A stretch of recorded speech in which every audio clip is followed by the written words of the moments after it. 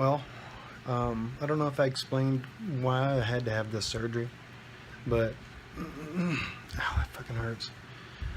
I had a ventral hernia. Damn, that hurts to do that. Above my navel, probably 2 inches above my navel. And um, when he went in, he discovered that my old umbilical hernia repair was loosening up, the binds weren't holding, and that stuff was starting to, it was going to get bad soon. So he had to take that mesh off. He really said it wasn't a good job. And this surgeon was the one who actually did my sleeve, and my first umbilical hernia repair was another surgeon who was a general. By the way, this is a lesson learned. He was a general surgeon versus a specialist. So I recommend anytime you have something like that done, go see the specialist and not just a general surgeon. Sorry, I keep coughing, and it's so hard because my stomach is hurting so bad. I'm on 3 different pain medicines cycled like every 2 hours, and I have to stay in the hospital tonight because he said the pain would be so intense they couldn't manage it from home. So I'm getting IV pain drips like every 2 to 3 hours.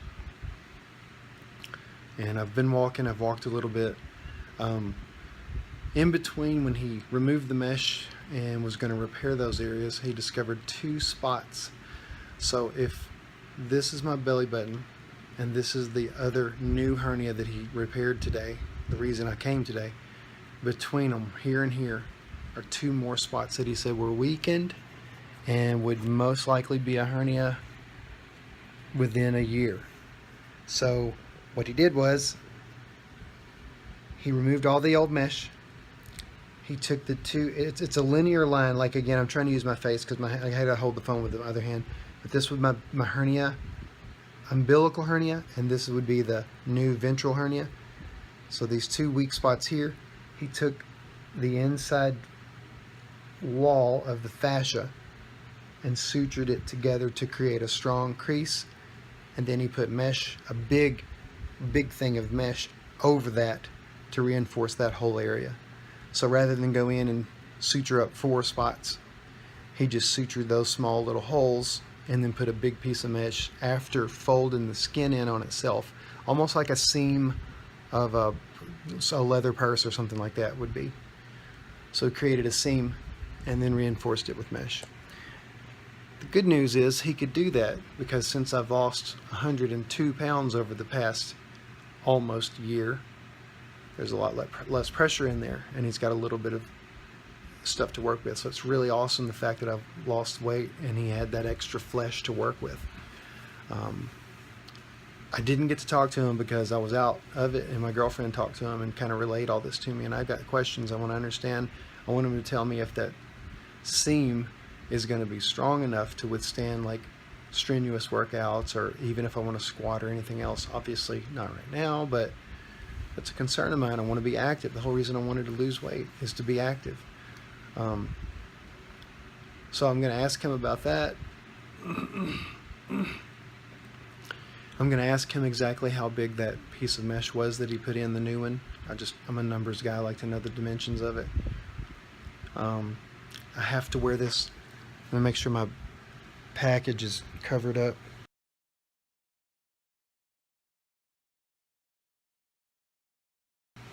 Not that it needs much to cover it up, actually. It's nothing impressive, but here's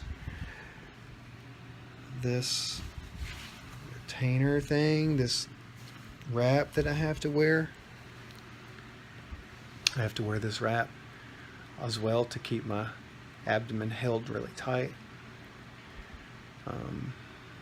I'm kind of loopy. I just took my most recent round like an hour ago, and it's making me tired and loopy. But this is important. This is the reason I had the surgery, was for these reasons. So the lesson learned is always use a specialist. Use a gastroenterologist. Don't use just a general surgeon that can do any surgery, because he really probably won't specialize in it. He fucked mine up, and it had to be redone, and now I'm back in the hospital.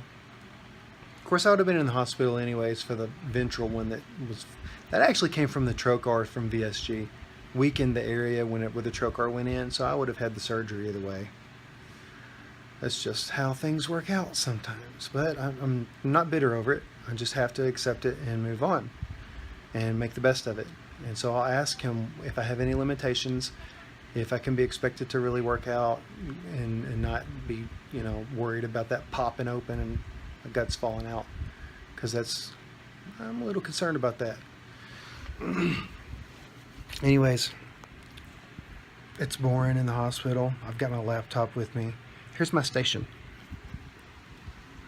My laptop, my water, my Mr. Pibb, my air breathing tube that I gotta do. I got my cell phone with me, and I have this godforsaken thing that hurts and stays in there. So continue to say a little prayer for me so that I'll rehabilitate fast, and I'll keep documenting my life.